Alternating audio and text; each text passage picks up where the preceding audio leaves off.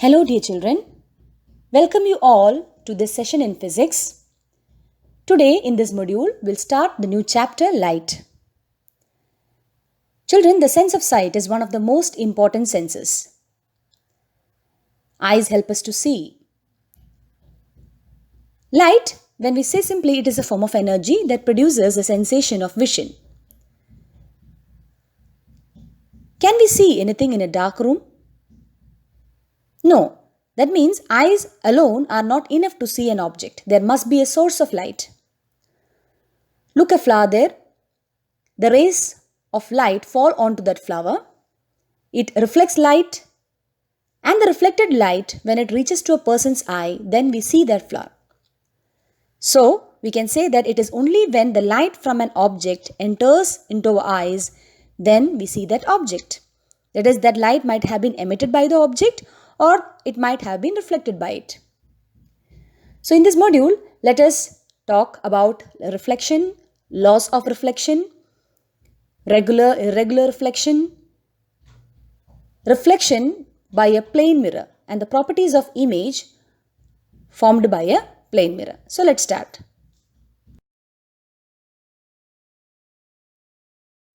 Let us recall luminous and non-luminous objects. Objects that emit their own light are called luminous objects. Sun, stars, light from a torch, tube, firefly are luminous. Whereas objects like chair, moon, table, all these objects, they do not emit their own light but only reflect or scatter the light falling on them, hence called non-luminous. Majority of the objects around us are non-luminous. So when they scatter the light or reflect the light, that reflected light reaches to eyes and then we see that particular object. Children, we also know that light travels in straight lines. Light travels with a speed of 3 lakh kilometers per second. It travels fastest through vacuum. When light falls on an opaque object, it casts shadows. We are able to see through a transparent medium as light is transmitted through it. Translucent objects allow light to pass through them partially. So all these things we have learnt in our previous classes. Reflection. The bouncing back of light rays into the same medium after hitting a surface is called reflection. It is due to reflection that we see an object. That means for example, when we throw a ball onto a wall, the ball bounces back. The same manner, light also bounces back after falling onto a surface. A polished, shiny surface can act as a mirror. A mirror changes the direction of light that falls on it, we know. So the mirror which we use to see our face is the plane mirror. Let us look the reflection of light by a plane mirror and thereby understand the laws of reflection. To start with the reflection of light from a plane mirror, let us first understand the difference between a ray of light and a beam of light. Children, a ray of light means a straight line path of light. It's a concept, it's just an idealization. Whereas a beam of light is a bundle of light rays. So for simplicity, we'll be using the term ray for a narrow beam of light. Also, you can see there a parallel beam of light, a divergent beam and a convergent beam. Divergent beam means there the light rays are diverging from a point to different directions. Convergent beam, the light rays are coming and meeting to a particular point. Parallel beam means all the light rays are moving in the same direction equidistantly. So all these you'll study in detail in your coming classes.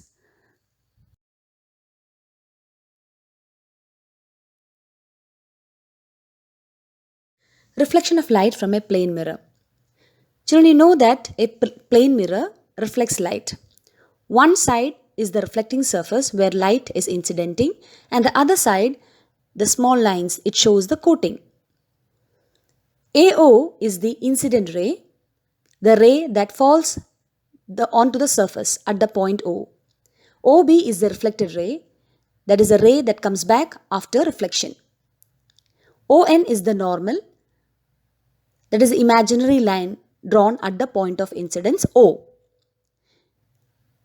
The angle that is formed between the incident ray and the normal is the angle of incidence.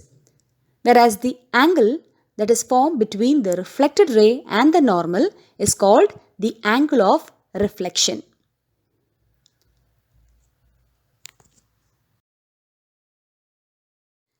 Let us now define the terms we went through. Incident ray, the ray of light that falls on the mirror surface. Point of incidence, O, the point at which the incident ray falls on the mirror. Reflected ray, OB, the ray that is sent back after reflection from the mirror.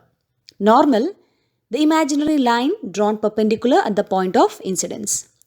Angle of incidence, that is angle AON in the figure, it is the angle formed between the incident ray and the normal. Angle of reflection, that is angle BON in the figure, the angle formed between the reflected ray and the normal. Now let us just go into the laws of reflection and find out the relationship between angle of incidence and angle of reflection.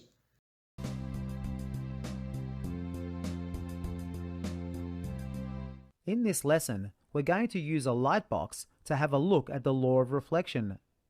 The light box shines light out of both sides, but we're going to use the side that produces nice, clean, straight beams. The kit comes with a quadruple ray forming plate, a triple ray forming plate, a fat single ray forming plate, or a thin single ray forming plate, which is the one we'll be using in this prac. The other side of the light box that has the mirrors is useful for studying color. You can mix, for example, red light with blue light, or green light with red light, but we're not going to use the mirror side in this lesson. The aim of this practical exercise is to find out how a light beam's angle of incidence compares with its angle of reflection. To do this, we need to accurately record the path of the light rays and then use a protractor to measure the angles. The instructions are all on the law of reflection prac sheet, but I'll show you what to do right now. Firstly, draw a line on a piece of paper and then place the back surface of the mirror on the line, since most of the light reflects from the back surface. You can see when we get a close-up that the mirror's back surface is on the line, while the glass is in front of the line. Direct the light ray at an angle towards the mirror and mark the path of the incident and reflected rays by placing two small dots on each of them. Using a ruler, connect the dots with straight lines. You can now measure the angle of incidence and the angle of reflection with a protractor, which is best placed like this. The line marked 90 degrees on the protractor will be your 0 degrees, so in this case, the angle of reflection is 35 degrees, and the angle of incidence is also 35 degrees. So, just repeating, when using a protractor in this situation, you have to ignore the degrees marked on it and measure the angle of each light ray with respect to the normal. The angle of incidence in this case is 10, 20, 30, 35 degrees, and the angle of reflection is 10, 20, 30, 35 degrees as well. Once you've measured the angles, you can draw in the normal line and mark in the angles and the direction that the light was traveling in. Do a total of 4 so-called ray tracings, making sure that you vary the incident angle each time, fill in the table, and answer the questions.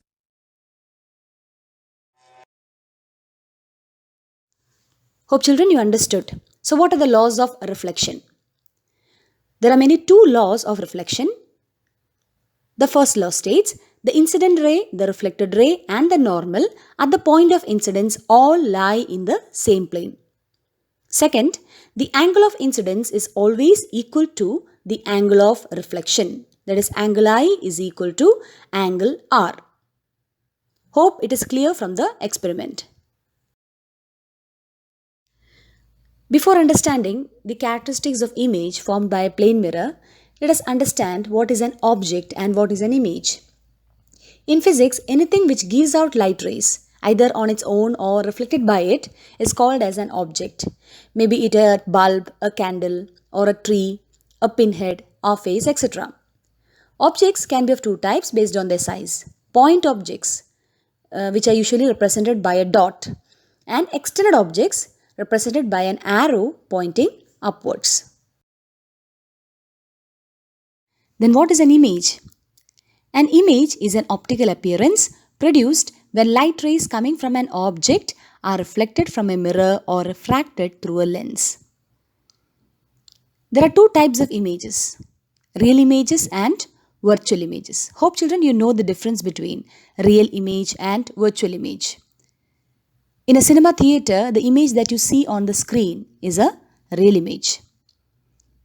When you see your face in a plain mirror, the image that you see in it, which is an optical appearance of yourself, is a virtual image. Concave mirrors, they give both real and virtual images. So let us just understand the characteristics of image formed by a plane mirror and also know the difference between the real image and virtual image.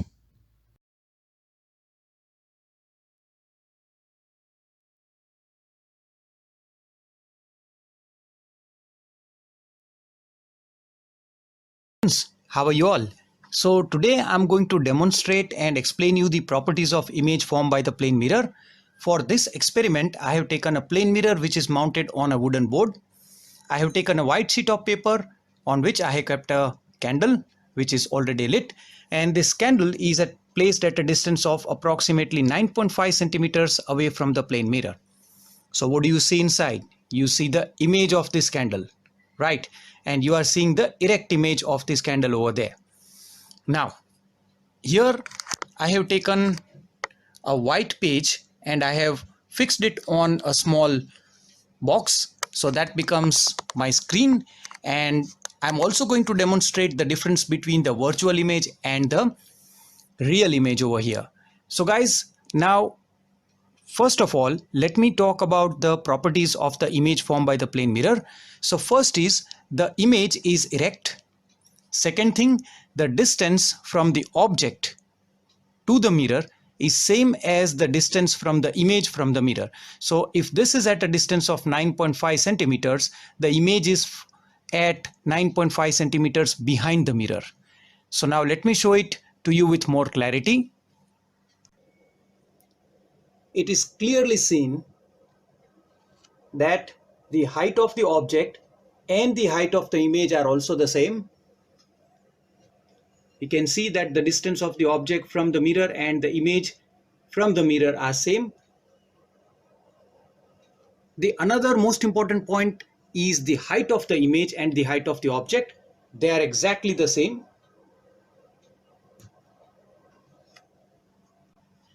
Now guys, another most important thing to learn from here is we are able to see this image which is behind the mirror. Now, whatever is the background over here behind me, the same virtual background appears inside the plane mirror, which is called the virtual world. So this is a fictitious image. This is not a real image. This is the assumption of our mind, and this is a virtual image. We are not able to catch it on the screen. You can see that this image which is over there, I'm not able to catch it on the screen. So those images which cannot be caught on the screen are referred as the virtual images, guys. Now for a moment, if I remove this plane mirror and if I bring another mirror near it, which is our concave mirror, I would be able to obtain a real image on the screen. So let me show you that. All right, guys. So now what I have done is I have replaced my plane mirror with the convex mirror, which is mounted on this stand. Now, if you just look at the entire screen, you would be able to see, if I move this mirror and adjust this mirror, just keep on looking at the screen. There you go. That's it. And this is our real image which is obtained on the screen. And as you can check by yourself that real images are always inverted, guys.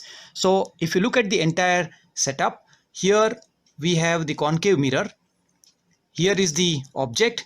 And now since there is a real image formed over here and real images can be caught on the screen, so here we have the real image. And always remember, guys, the real images are inverted. Now, the last property of the image formed by the plane mirror is the following. So now, guys, the last property of the image formed by the plane mirror is the lateral inversion that takes place over here. So here you have seen that I have written ambulance, and all letters are inverted. Now what happens if I place this in front of the plane mirror? Just look at the image of the ambulance and you will see that all the letters are correctly visible. So this is called the lateral inversion. This is also referred as the sidewise inversion, guys. So if I show you with a more closer look, you can see that all the ambulance letters are written very properly and appear straight. So that's why what happens is, this is not only the property of plane mirror, in all the mirrors this lateral inversion takes place. That's why you might imagine why the ambulance which is written are always inverted in front of the ambulance van. So hopefully guys, I have demonstrated all the properties of the image formed by plane mirror. Hopefully you enjoyed this experiment. Keep on commenting, watching the videos. Thank you guys.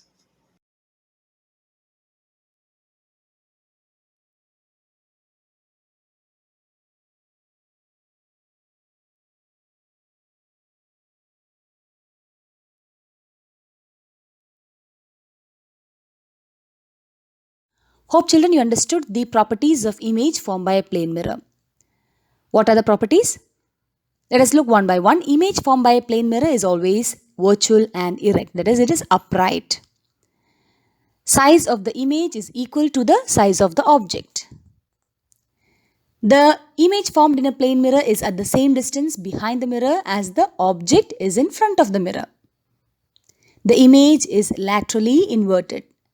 That is, the left side of the image appears to be the right side of the object and the right side of the image appears to be as the left side of the object. That property of plane mirror is called as lateral inversion.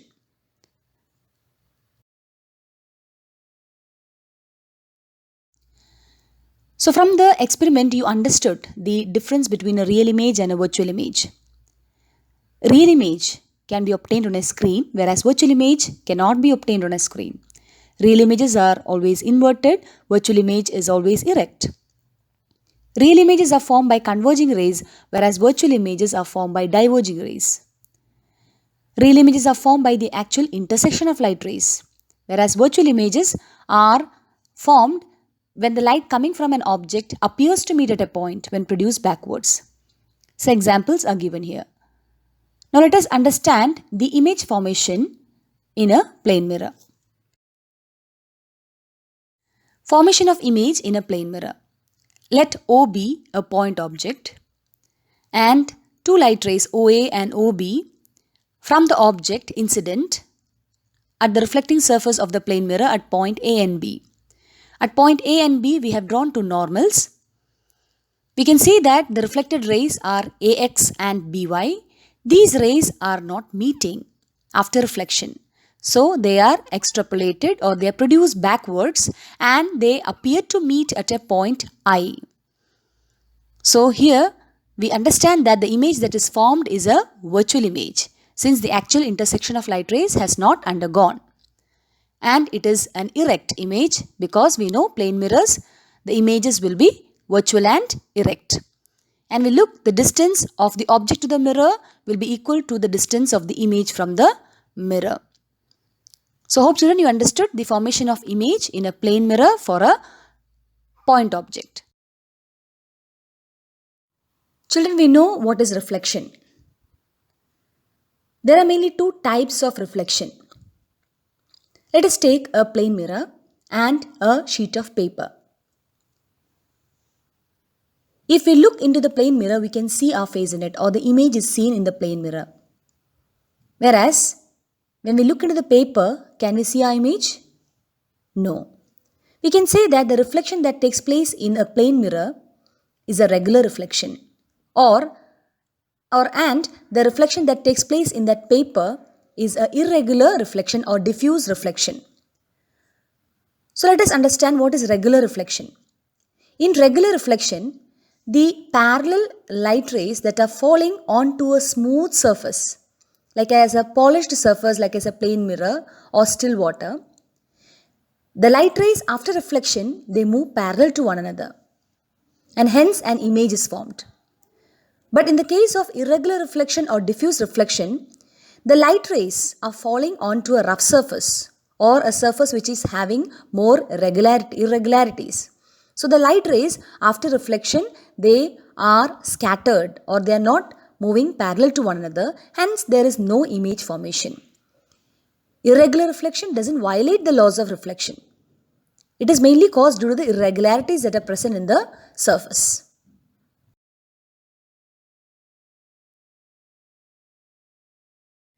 Let us sort out the difference between regular reflection and irregular reflection. Reflection from a smooth, polished and regular surface is called a regular reflection, whereas reflection from a rough and irregular surface is called irregular or diffuse reflection. All light rays after reflection move parallel to each other, whereas in regular reflection, the light rays after reflection are scattered. Image formation takes place in regular reflection, whereas no images are formed in irregular or diffuse reflection. In diffuse reflection, children, we have to note that it is not due to the failure of the laws of reflection, but it is caused by the irregularities in the reflection surface. Notes to be written in the notebook. State the laws of reflection.